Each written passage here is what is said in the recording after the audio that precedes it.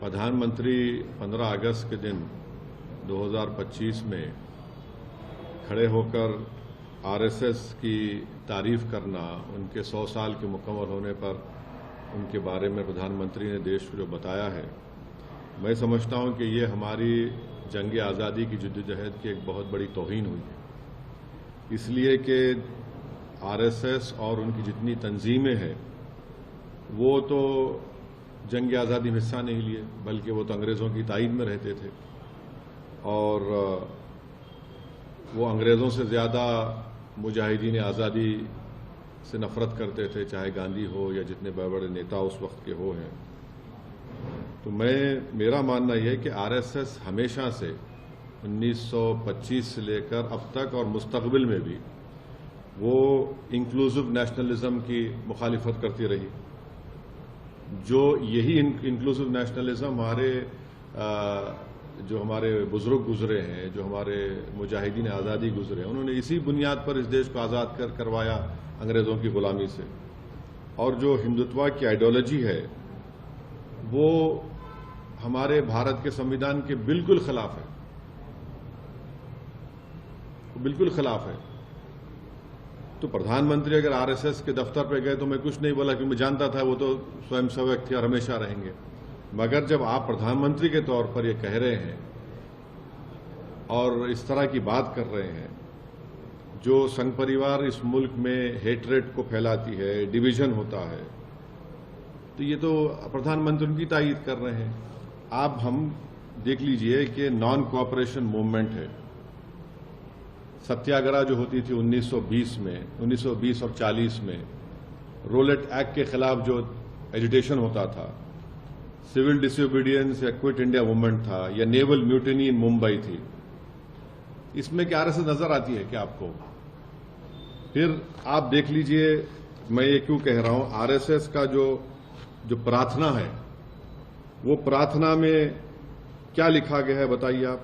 क्या वो प्रार्थना इंक्लूसिव है? फिर आरएसएस का जो शपथ है उसमें तो सिर्फ एक ही समुदाय के रिलीजन, उनके सोसाइटी, कल्चर की बात होती है।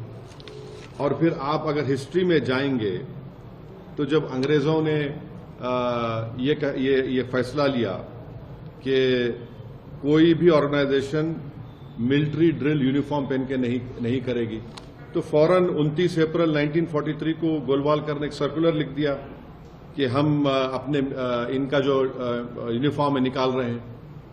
जबकि उस वक्त जो अंग्रेज बोलते थे उसके ऑपोजिट में देश करता था। आपने किया वो। एक और बात आपको जानना चाहिए कि श्यामा प्रसाद मुखर्जी कौन है? श्यामा प्रसाद मुखर्जी जनसंघ के फाउंडर हैं, महासभा के हैं और आरएसएस के एक जिम्मेदार थे अंडर अ पैक्ट। दिसंबर 1941 में श्यामा प्रसाद मुखर्जी बंगाल कैबिनेट में मंत्री बने। कौन उसको हेड कर रहा था? फजलुल हक। ये कौन था फजलुल हक? ये फजलुल हक वही आदमी था जो पाकिस्तान के रेजोल्यूशन मुस्लिम लीग के सेशन लाहौर में मार्च 1940 में मूव किया था। आप बताइए फिर आज प्रधानमंत्री इनका बात कर रहे हो। दूसरी आखिरी बात, ये जो प्रधानमंत्री कहते एनजीओ, आपको इनकी हिस्ट्री अगर मैं, क्योंकि वक्त नहीं है, मुख्तसर से अल्फाज में कह रहा हूं कि आरएसएस ने जो मिसलेनियस एप्लीकेशन नंबर 17 1978 में जो डिस्ट्रिक्ट जज नागपुर के सामने फाइल किया था, राजेंद्र सिंह ने फाइल किया था, जो बाद में बाला साहब द्योरस जो उस वक्त सरसंघचालक थे, उनके बाद वो सरसंघचालक बने। उन्होंने क्या लिखा पढ़ लीजिए आप। कॉन्सेप्ट ऑफ हिंदू नेशन के बारे में उन्होंने क्या कहा था। फिर उसके बाद आप पढ़ लीजिए जो एप्लीकेशन उन्होंने दिया था उसके पैराग्राफ नंबर 13 पे क्या लिखा हुआ है। फिर उन्होंने सरसंघचालक के बारे में क्या कहा था। ये तमाम चीजें सामने हैं। उनका पार्टी का जो आर्टिकल 14 है, कल्चरल ऑर्गेनाइजेशन बोलते हैं, मगर हर काम आप पॉलिटिक्स में हिस्सा लेते हैं। तो ये हमको अफसोसनाक दिखा कि प्रधानमंत्री इस तरह की बात किए बहैसियत प्रधानमंत्री के, वजीर आजम के। आप देश के बारे में बोल रहा था। आपने कल अपने भाषण में कहा कि दूसरी बातें कही।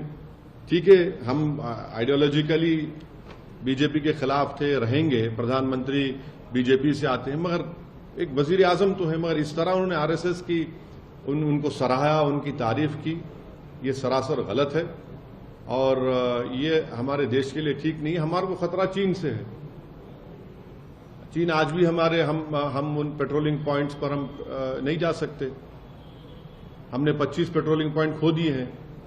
और जो ऑर्गेनाइजेशन देश में अपनी आइडियोलॉजी की बुनियाद पर निफाक पैदा कर रही है, इख्तलाफात को फरोग दे रही है, हेटरेट में इजाफा कर रही है, कई मसाजिद पे केसेस डाले जाते हैं, दरगाहों पर 500 साल पुरानी दरगाह पर वहां पर खबरों को तोड़ा जाता है। कौन है ये लोग?